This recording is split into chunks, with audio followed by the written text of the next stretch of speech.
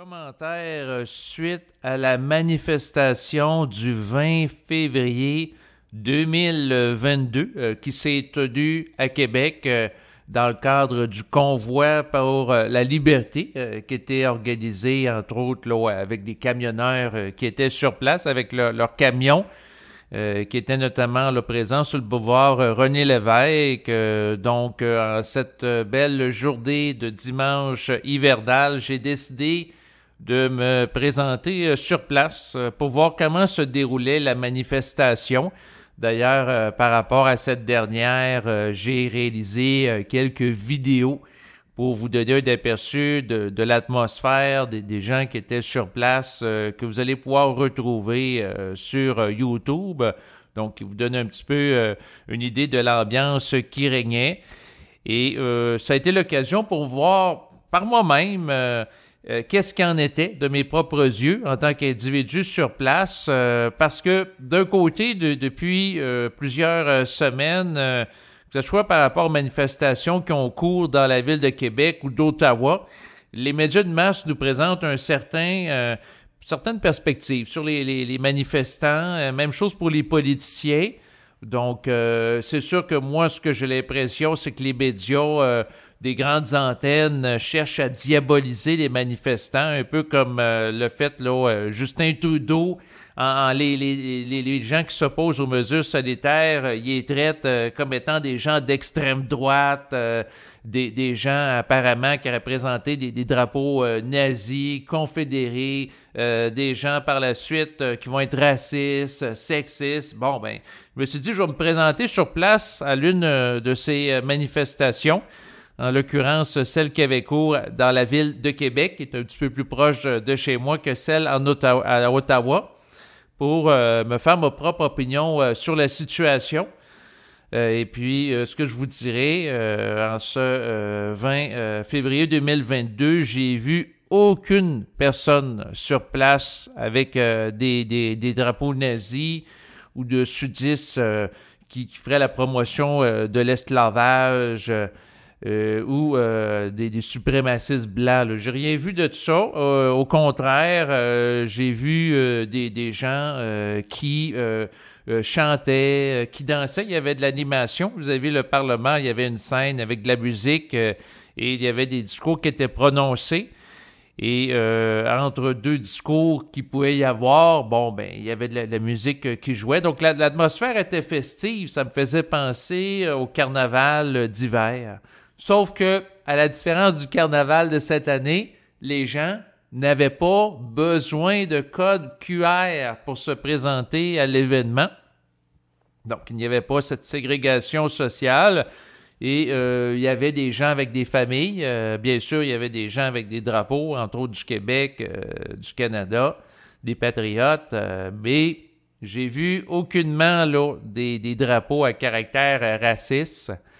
J'ai pas vu non plus de gestes à caractère raciste. Les manifestants, de ce que j'ai vu en ce dimanche après-midi, du 20 février 2022, j'ai vu une foule sur place qui était pacifique. Donc, en tout cas, les médias nous présentent ce qui dépeignent parfois des manifestations versus qu'est-ce qu'il y en est en réalité, ben, c'est sûr que pour avoir une meilleure perspective sur l'événement puis l'évaluer par soi-même, c'est d'être là sur place. Parce que c'est sûr que les médias peuvent prendre des gens, des petits incidents, puis avec un effet de loupe médiatique, les exagérer, les grossir ou les tirer hors contexte. Même chose que peuvent faire en passant les médias alternatifs.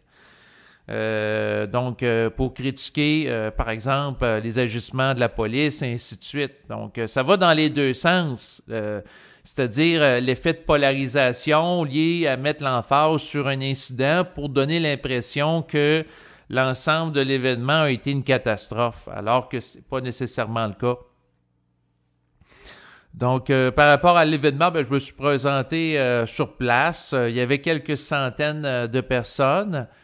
Et puis, sur le boulevard René Lévesque, qui est situé là, proche du Parlement, c'est quand même une artère principale. Il y avait quelques camions stationnés, mais en tant que tel, il y avait de la circulation routière qui s'y opérait.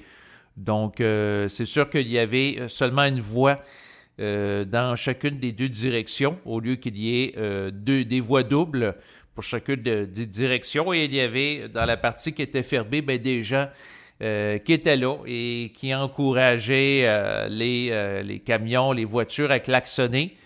Et il y avait des gens qui agitaient des drapeaux. Donc, c'est sûr que l'occasion d'un événement comme celui-ci, c'est celle d'être en contact avec des gens qui vont être festifs et aussi des gens qui sont des militants, naturellement. Donc, c'est sûr que j'ai salué plusieurs personnes et ainsi de suite. Donc, l'atmosphère était plutôt chaleureuse. Et puis, il y avait, proche du Centre des congrès de Québec, il y avait à un moment donné un journaliste que j'ai vu avec un micro et il y avait un caméraman. Et la particularité, c'est qu'il n'y avait pas de logo de compagnie médiatique là, sur son micro. Même chose pour la caméra. Donc, moi, j'avais l'impression que ça devait être un journaliste probablement de Radio-Canada ou de TVA, mais qui ne voulait pas se faire identifier parce que c'est sûr que présentement, il y a une partie des manifestants qui sont opposés à la présence sur place des médias de masse, naturellement.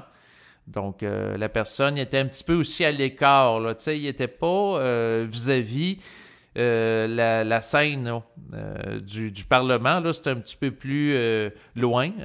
Donc, il y avait une certaine distance. Puis là, je le voyais qu'il se préparait là, à commenter l'événement. Et sinon, sur place, proche de la scène, il y avait une odeur de sauge. Donc, il y a des gens qui faisaient brûler des feuilles de sauge. C'était très bon comme parfum.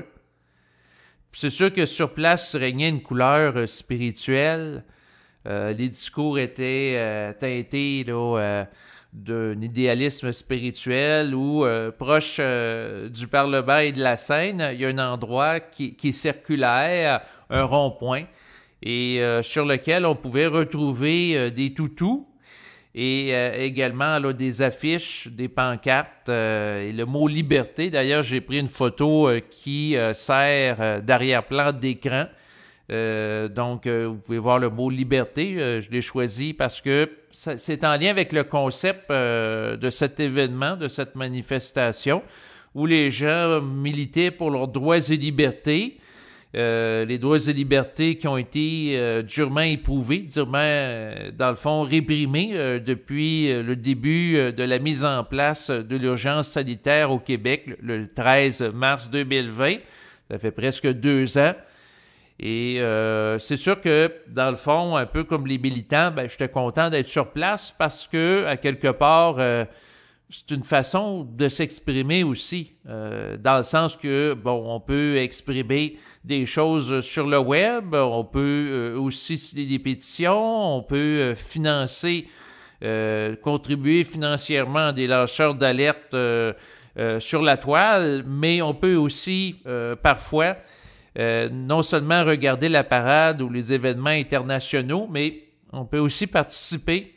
Et c'est drôle parce que sur place, j'ai discuté avec des gens qui avaient été également, comme moi, il y a un peu plus de 20 ans, lors de l'année 2001, au Sommet des Amériques qui s'était tenu dans la ville de Québec, au même endroit.